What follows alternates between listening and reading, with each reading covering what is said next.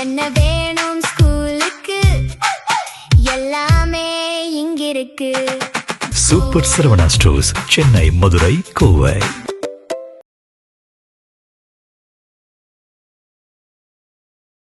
தாவேக்காவில் இணைந்த விஜயபாஸ்கர்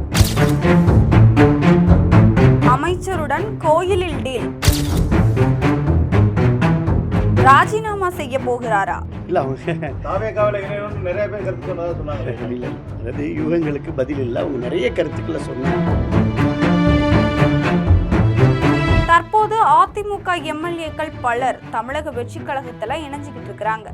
அந்த வகையில எம்எல்ஏ விஜயபாஸ்கர் அதிமுக கூட்டணியில் தொடர்ந்து பணியாற்ற போகிறாரா, இல்லை தமிழக வெற்றி கழகத்தில் இணைய போகிறாரா என்பதன் பின்னணி தகவல்கள் குறித்து இந்த செய்தி தொகுப்பில் பார்க்கலாம்.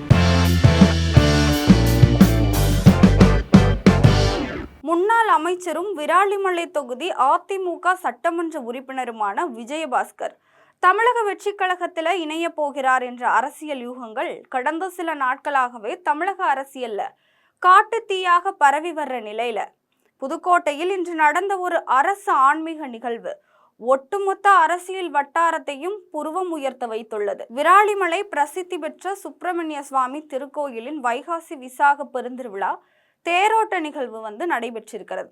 இதில் யாரும் எதிர்பாராத விதமாக தமிழக அமைச்சர் முகமது பர்வேஸ் மற்றும் அதிமுக எம்எல்ஏ விஜயபாஸ்கர் ஆகிய இருவரும் ஒன்றாக இணைந்து வடம் பிடித்து தேரோட்டத்தை தொடங்கி வைத்திருக்கிறார்கள்.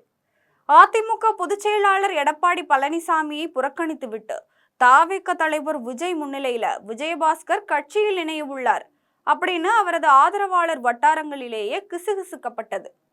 இப்படிப்பட்ட சூழல்ல தான் ஆளுங்கட்சி அமைச்சருடன் அவர் இணக்கமாக வடம் பிடித்திருப்பது புதிய விவாதங்களை கிளப்பியுள்ளது.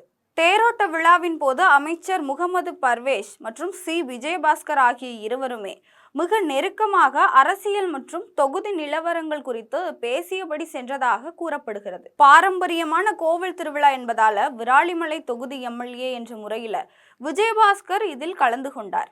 எந்த அரசியல் உள்நோக்கமும் இல்லை என அவரது தரப்பு கூறுகிறார்கள்.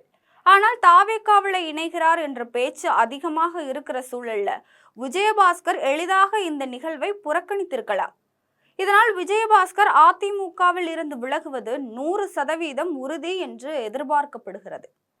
எடப்பாடி பழனிசாமியின் பழிவாங்கல் நடவடிக்கைக்கு பயந்து அவர் தாவேக்காவுக்கு செல்ல திட்டமிட்டிருக்கிறார். தற்போது ஆளுங்கட்சி அமைச்சருடன் இவ்வளவு நெருக்கம் காட்டுவதை பார்த்தால் தன் மீதான லஞ்ச ஒழிப்புத்துறை வழக்குகளில் இருந்து தப்பிக்க அவர் திமுகவை நோக்கி தனது பார்வையை திருப்புகிறாரா, அல்லது தாவேக்காவில் இணைவதற்கு முன்னதாக ஆளுங்கட்சியுடன் சுமூக உறவை மெயின்டைன் செய்கிறாரா என்ற கேள்விகளும் எழுந்திருக்கிறது. இது போன்ற அரசியல் தகவல்களுக்கு ஜெம் தொலைக்காட்சியுடன் இணைந்திருங்கள். என்ன வேணும் ஸ்கூலுக்கு எல்லாமே இங்கிருக்கு. Super Saravana stores, Chennai, Madurai, Kovai.